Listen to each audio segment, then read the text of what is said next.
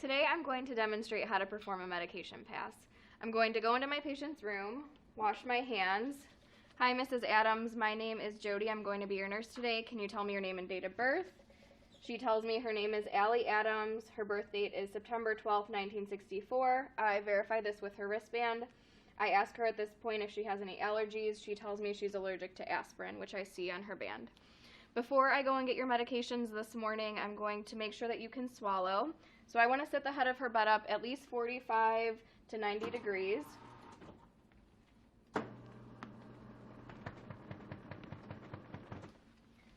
Cup of water with a straw. I'm going to perform a bedside swallow evaluation. Have her take a couple sips. Make sure that she is able to swallow without choking or coughing. At this point, I'm also going to ask, is there any other medications that you feel like you need right now? And she tells me she's feeling a little anxious, so I'll see if there's anything else that I can get her. Now that I've assessed my patient's ability to swallow, I'm going to go to the medication room and remove her medications, look up any information I need, and perform any medication math I need. So I'm going to pull up her chart again in her EMR and see what medications she has ordered. During this process, I want to follow the 6 rights of medication administration, which are right patient, right medication, right dose, right route, right time, and right documentation. I'm also going to add a 7th right for you to remember, right reason. So we need to know why our patient's receiving the medication and is it appropriate for them. So I'm going to look here. We're going to say that it's 8 o'clock in the morning and she is due for sertraline medication. So I'm going to pull up that order. I want to look up to see what this medication is. So I would make sure you do all of your prep, have a medication book. I'm going to flip to that medication in my book, and I want to see what type of medication it is. So this is an SSRI, it's an antidepressant. Make sure that it makes sense for my patient to be receiving this medication. I also want to look at the dose that she's receiving and make sure that it's a safe dose. So she's receiving 50 milligrams, and my book tells me that that is a safe dose for her. And I also want to look up any side effects or adverse effects so that I know what to look for and also the patient knows what to be aware of. So I look up here to see any side effects. I also want to know if there's any pre-administration data that I need to know. So with this medication, there is not, but if I was administering a blood pressure medication, I would want to make sure I had a blood pressure and a heart rate that was within the hour of the patient receiving the medication. So once I look up that medication, I'm going to pull it from storage. So go into my medication drawer, find that medication. So I have to give 25 milligrams and my dose is 50. When we look at this order, we see that our dose is different than our concentration. So when we discuss medication math, we talk about what we have versus what we want. So we know that we have 25 milligrams in one tablet. We want to know how many tablets for 50 milligrams. So we're going to put our 50 milligrams over X because this is what we want to know. Cross multiply and we end up with 25X is equal to 50. We need to solve for X, so you divide by 25 and we end up with X equals 2 tablets. So to equal our 50 milligram dose, we need to give 2 25 milligram tablets. So I'm going to go to my medication drawer and I'm going to remove 2 tablets. I'm going to perform my first medication check. So when I perform a medication check, I want to take the medication and hold it up to the screen. So I see that I have sertraline 25 milligram oral tablet. It's not expired. The dose is 50 milligrams. The route is by mouth. It's due now. I'm in the right patient's chart, so make sure you're following all your rights of medication administration. Once I have that, I'm going to close and go to my next medication. I'm going to be giving heparin. So I pull up my heparin order. The order is heparin sodium 5,000 units per 0.5 milliliters. Our dose is 5,000 units, so I'll be giving 0.5 milliliters. It's subcutaneous. It's due every 12 hours at 8 and 8. It's for the right patient. I'm going to look up this medication. I see that this is an anticoagulant. My patient is receiving this to prevent blood clots from forming in her legs. I'm going to make sure that it's a safe dose for her. Look up any side effects so that I can educate her on those. pull out my heparin. I'm going to hold this up to my screen to perform the first medication check. So I have heparin sodium, 5,000 units per 0.5 milliliters. It's not expired. It's for subcutaneous use for the right patient. And that's my second medication check, or my first medication check for my heparin. My last medication I'm going to administer is lorazepam. So I'm going to click on that order. I'm giving lorazepam 2 milligrams per 1 milliliter. This is as needed, so when I assessed her originally, she said that she was feeling a little anxious, so this medication will help calm her nerves. So I make sure it's for the right patient, it's okay to be given. I'll look this medication up in my book. I see that this is a benzodiazepine anti-anxiety medication. Make sure I'm giving a safe dose. For intramuscular administration, it has to be given undiluted into a deep, large muscle, and then assess for any side effects. Pull my medication and perform my first check. So lorazepam 2 milligrams per 1 milliliter for IM use. It's not expired. I'm giving 2 milligrams. It's an okay time for the patient to have this PRN medication, and it's for the right patient. Now that I've performed my first medication check, I'm going to gather all the supplies that I need. So when you're performing your second medication check, it can either be done in a medication room or at the patient's bedside, depending on where you work, if you have space available. So you may have to adjust your process a little bit depending on where you are. If you are preparing in your patient's room, be sure that you grab all of the supplies that you need, because we cannot leave any supplies or medications at the bedside. I'm going to prepare in my patient's room, so I'm going to gather all the supplies that I need. To give my injections, I need alcohol pads, I need 2x2 gauze. When we're giving injections, we want to choose a syringe that's closest to the amount that we're administering. So I'm going to use 3 ml syringes for my injection, since we're giving 1 milliliter and 0.5. For my intramuscular, I need a blunt fill needle, and I'm going to take a 22 gauge needle. And for our subcutaneous, I need a 25 gauge needle. For my pills, I just need to make sure I have a cup, and then I will take all of this to my patient's room. I'm back from the medication room with the patient's medications. I'm going to wash my hands and identify the patient before I perform my second medication check. Mrs. Adams, can you tell me your name and date of birth again? And she tells me, Allie Adams, September 12th, 1964. I can reconfirm allergies at this point if I would like. She tells me that she's allergic to aspirin. Now I'll perform my second medication check. All right, Mrs. Adams, I'm back with your medications. So at this point, I've already done my first medication check in the medication room. So I'm going to perform my second med check. I'm going to go into my patient's chart, go into her EMAR, and check each medication that I'm going to administer, following all of the rights of medication administration. So I'm going to pull up the first medication, the sertraline. I'm going to hold up my meds to the screen and make sure I have sertraline 25 milligram oral tablet, which is also known as Zoloft. The dose is 50 milligrams, so I have 2 tablets. It's by mouth daily at 8 o'clock in the morning. So second medication check is done for that. I'm going to pull up my heparin. I'm administering heparin sodium, 5,000 units per 0.5 milliliters. This is ordered to be 5,000 units, so I'll be administering 0.5 milliliters, subcutaneous, every 12 hours at 8 in the morning and 8 at night. And my second check for my lorazepam. So lorazepam, 2 milligrams per 1 milliliter. The dose is 2 milligrams. It's IM.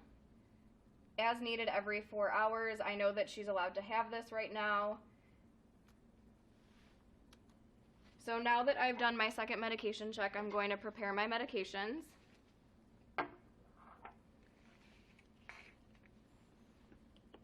So to prepare my injections, I don't need to wear gloves until I administer them. So I'm going to first prepare my IM. So this is lorazepam 2 milligrams per milliliter. I'm going to be giving 1 milliliter. So I'm going to scrub my hub for 15 seconds.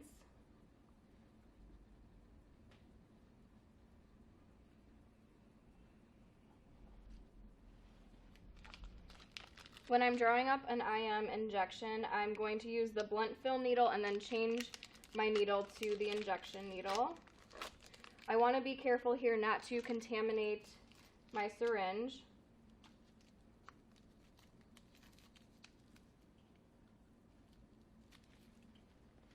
I'm going to pull up air equal to the amount that I am withdrawing from the vial, so 1 milliliter.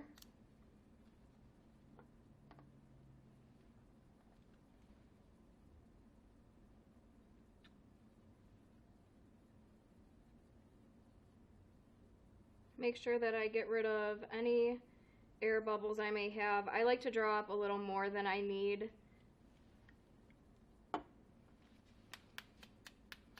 And then over a garbage can, you can get rid of the excess.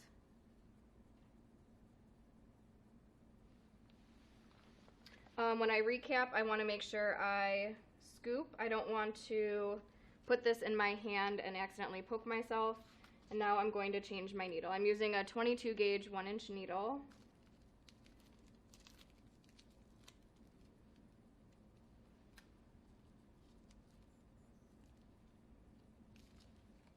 And now I'm going to label my medication.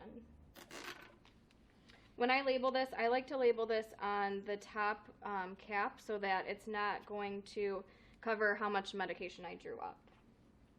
So that one is ready. The next one I'll prepare is my heparin. So scrub my hub for 15 seconds again.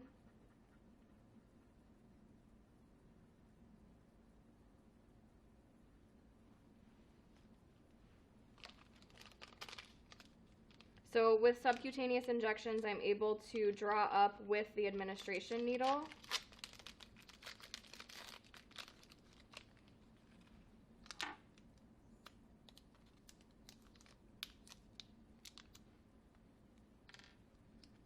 So for this injection, I'm using a 25 gauge needle.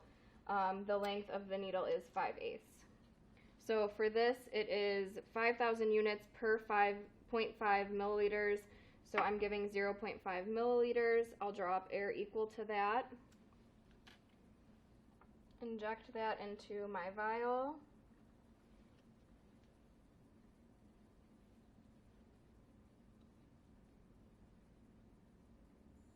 I'm going to pull back a little more than what I need to make sure I can get all of the air out.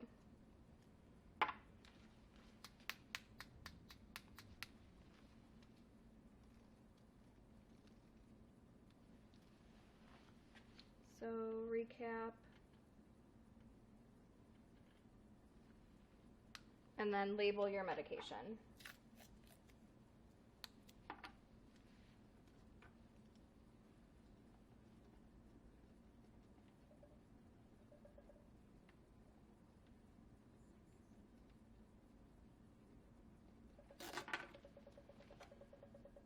Okay. So in order to administer my pills, typically in the hospital, these will be just multi-use little packages, and you won't be able to actually pop the medication out until you've scanned the medication. So I'm going to scan my meds first before I put them in my cup. So I'm ready to perform my third medication check. So I'm going to go to my screen and pull up the first medication I'm going to administer. So my sertraline. And I'm going to perform my third medication check. So I have sertraline 25 milligram oral tablet. The dose is 50 milligrams, so I have 2 tablets. This is Zoloft by mouth for 8 o'clock in the morning. So I am going to click administer. This is going to ask me to scan my patient's wristband first. So I will scan my patient's band. And then I will scan my medication barcode.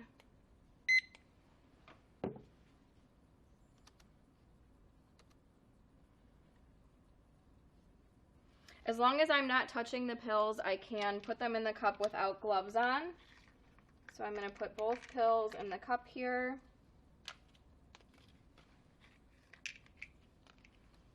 I'm going to click on Administer Med. I'm going to give these pills to my patient, give her a sip of water, make sure she's got them down okay. And then once they're administered, I'm going to click OK. So I'm going to perform my third medication check for my heparin. I'm going to pull up my heparin. I'm going to hold the vial and the syringe that I just drew up together, and I'm going to make sure that I have heparin sodium 5,000 units per 0.5 milliliters. Our dose is 5,000 units. The route is subcutaneous. We're giving this every 12 hours, so it's due, it's 8 o'clock in the morning. I'm going to click Administer. Now, since I've already scanned my patient's wristband into the system, I haven't left the room, I don't have to re-scan the patient. Now, this might be different in the hospital setting where you work, so it'll depend on whichever system you're using. So I'm going to enter my medication barcode. Okay, so once I've scanned my medication, I'm going to administer med. Now, before I administer any injections, I need to apply gloves. So I'm going to wash my hands again.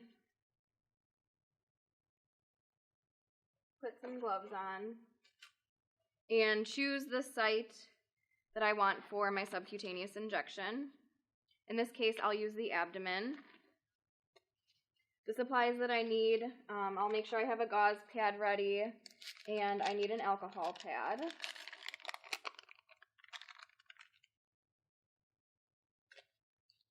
So I'm going to expose your abdomen, Mrs. Adams.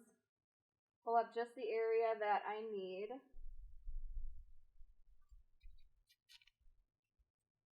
I'm going to clean the site in a circular motion. And then what I like to do is I like to take my alcohol pad and point the tip of the pad towards where I just cleaned so that I know where I'm going for the injection. With subcutaneous injections, our saying in the lab is if we can pinch 1 inch, we insert at a 45-degree angle. If you can pinch 2 inches, you insert at a 90-degree angle. So for our heparin here, we'll say that our patient is smaller in size. We can pinch 1 inch, so we'll insert at a 45-degree angle. I need to be sure that the bevel of my needle is up, so it should look like a little spoon. So I'm going to pinch here, insert at a 45-degree angle, and inject. Once I come out, I can take my gauze pad and apply pressure just for patient comfort if I need to. At this point, I want to go straight to the sharps container with my needle. Cover our patient up. So I am going to take these gloves off and perform my third check for my intramuscular injection. So my intramuscular medication is lorazepam. So back to my screen with the vial and the syringe. Click on my medication. So I have lorazepam 2 milligrams per 1 milliliter. Our dose is 2 milligrams, so I have 1 milliliter pulled up. It's intramuscular. Every 4 hours as needed, our patient is able to have it. I'm going to click Administer. And once again, since I've already scanned the patient in, I haven't left the room, I can just scan my medication. I'm going to apply gloves again. Wash my hands, apply gloves. And when I was looking up this medication, it said it needed to be injected undiluted into a large muscle. So out of our 3 sites, I'm going to choose the vastus lateralis. So once again, I need to be sure that I have my gauze ready.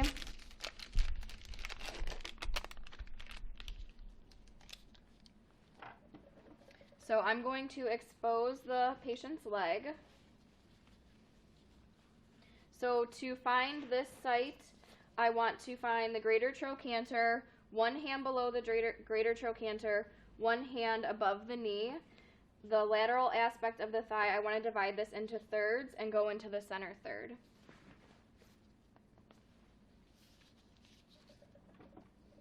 So I'm going to do what's called Z-tracking. So I'm going to loosen the cap of my needle just a little bit so that I'm able to grab that when I go to inject. So in order to Z-track, I need to push the tissue to one side. I'm going to clean with my alcohol. I'm going to grab my needle here. All IM injections are given at a 90-degree angle. So I'm going to inject at 90 degrees. I'm going to take my thumb and my pointer finger to stabilize my syringe, and I'm going to pull back on the plunger, and I'm aspirating. At this point, I'm looking for blood. If I see blood in the syringe, I need to take it out immediately and start over.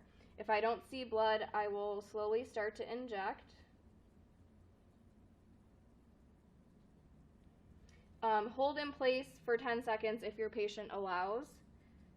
Come out, go straight into the sharps container, and then apply pressure with your gauze pad, and then release your tissue. Cover our patient up. Mrs. Adams, is there anything else you need at this point? She tells me she's fine, so I'm going to make sure that I leave her with her call light, let her know that I'll be back to check on her. This concludes the video for medication administration.